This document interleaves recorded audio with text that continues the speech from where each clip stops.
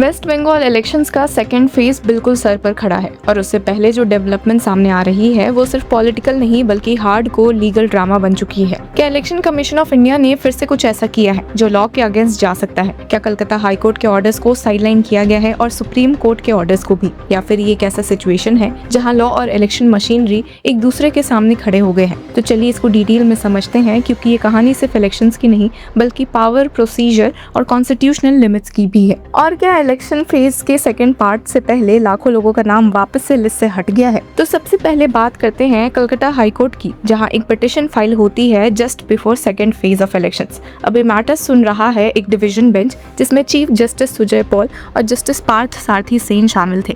और petition TMC MP कल्याण बैनर्जी की तरफ से आई थी। उनका स्ट्रेट एलिगेशन था कि कोर्ट ने जो पहले ट्रबल मेकर्स के अगेंस्ट एक्शन वाले ऑर्डर को स्टे किया था उसको इफेक्टिवली फॉलो नहीं किया जा रहा। तो व्यूअर्स यहाँ पे थोड़ा फ्लैशबैक लेते हैं। अप्रैल 22 को इसी हाई कोर्ट ने इलेक्शन कमीशन ऑफ इंडिया के कंट्रोवर्शियल स्टेप रोक दिया था। ईसीआई के पुलिस ऑब्जर्वर ने एक लिस्ट बनाई थी जिसमें अराउंड 800 लोगों को ट्रबल मेकर्स लेबल किया गया था और उनके अगेंस्ट प्रिवेंटिव एक्शन या डिटेंशन की बात की गई थी। कोर्ट ने उस ऑर्डर को स्टे कर दिया और एक स्ट्रॉन्ग ऑब्जर्वेशन दिया कि in a prima facie view the police observer in the office of chief election officer West Bengal has erred in issuing blanket direction by treating certain citizens as trouble makers.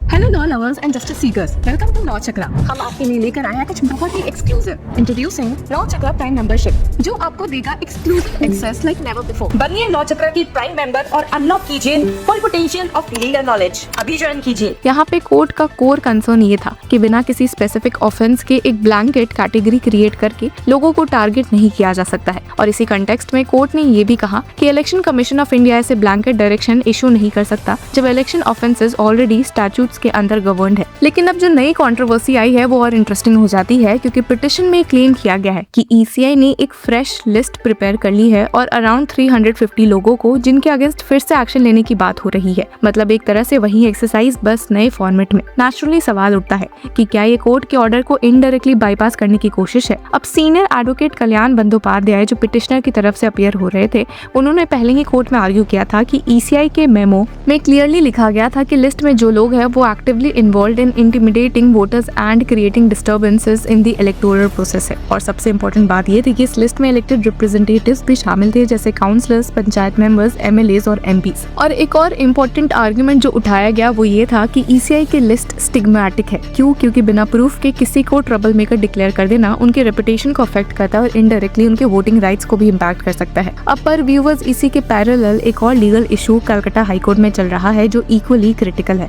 Voter list का। Justice Krishna Rao के सामने एक matter आता है जहां voters complain करते हैं कि उनके नाम इलेक्टोरल रोल से डिलीट कर दिए गए हैं। कोर्ट ने एसआईआर एपेलेट ट्रिब्यूनल को डायरेक्ट भी किया कि वो जल्दी से अपील्स डिसाइड करे ताकि लोग अपकमिंग पोल में अपना वोट दे सके। पर यहीं पर नंबर्स काफी आई ओपनिंग भी है। अराउंड 1468 नेम्स वापस इलेक्टोरल रोल में से ऐड किए गए हैं, जबकि 6 लोगों के नाम इंक्लूड नहीं किए गए। अब टोटल इलेक्टर्स का नंबर सेकंड फेज के लिए 3.22 करोड़ हो चुका है और पोलिंग 142 कॉन्स्टिट्यूएंसीज में होने वाली है। तो जहां लाखों में एक समय पर डिस्क्रिपेंसी थी, जहां लाखों नाम अभी तक हटे थे, उसमें से सिर्फ 1468 नाम ही वापस से वोटर रोल में ऐड करवा पाए गए हैं। जिसके बाद एक बड़ा कंसर्न ये है कि ट्रिब्यूनल्स ने टोटल कितने केसेस एक्चुअली डिसाइड किए हैं उसकी कोई क्लैरिटी ही नहीं है। और जब इलेक्शन इतना क्लोज हो तब ये अनसर्टेनिटी वोटर्स के लिए प्रॉब्लमैटिक हो सकती है। अब सुप्रीम कोर्ट ने इस पिक्चर में एंटर करते हुए आर्टिकल 142 का भी यूज किया था। कोर्ट ने इंश्योर किया था कि जो लोग ट्रिब्यूनल्स के थ्रू एलिजिबल डिक्लेयर हो जाते हैं उन्हें वोट करने का मौका मिलेगा,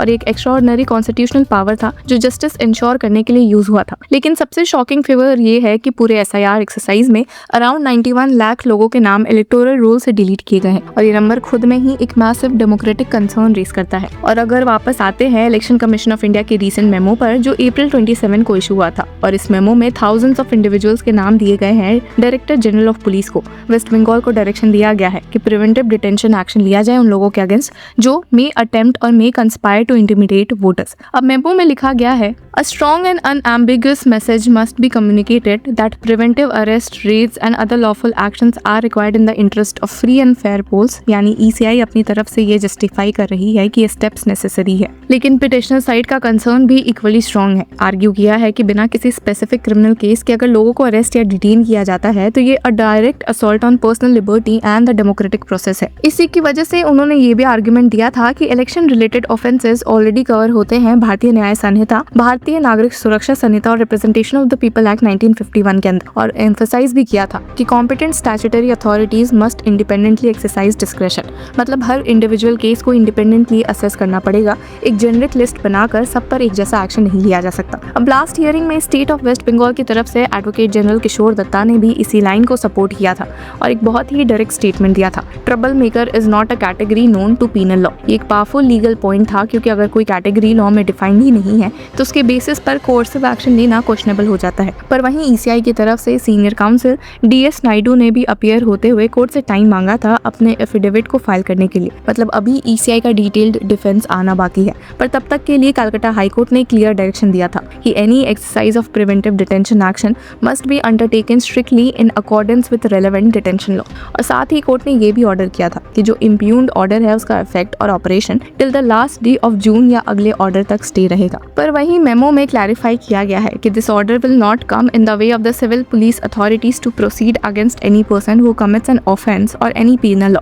मतलब ECI कह भी रही है कि हाई कोर्ट का स्टे ऑर्डर लॉफुल एक्शन को स्टॉप नहीं करता। अब ग्राउंड लेवल पर सीरियसनेस का अंदाजा CRPF के डायरेक्शन से लगता है। उन्होंने कहा है कि we should aggressively and ruthlessly ensure compliance of ECI guidelines. Our teams should not hesitate to use non lethal force. ये क्लियरली शो करता है कि अथॉरिटी इस सिचुएशन को कितना सेंसिटिव मान रही है। मेमो के बैकग्राउंड में इंसिडेंट्स का भी मेंशन है जहां वोटर्स को इंटिमिडेट किया गया है, कैंडिडेट्स पर अटैक हुआ है और इवन CISF जवान इंजर्ड हुए हैं। तो ECI का पर्सपेक्टिव ये है कि अगर स्ट्रिक्ट एक्शन नहीं लिया गया तो free and fair elections compromise हो सकता है। एक तरफ ECI का ड्यूटी है free and fair elections ensure करना, दूसरी तरफ कोर्ट्स का रोल है इंश्योर करना कि ये प्रोसेस कॉन्स्टिट्यूशनल बाउंड्रीज के अंदर है।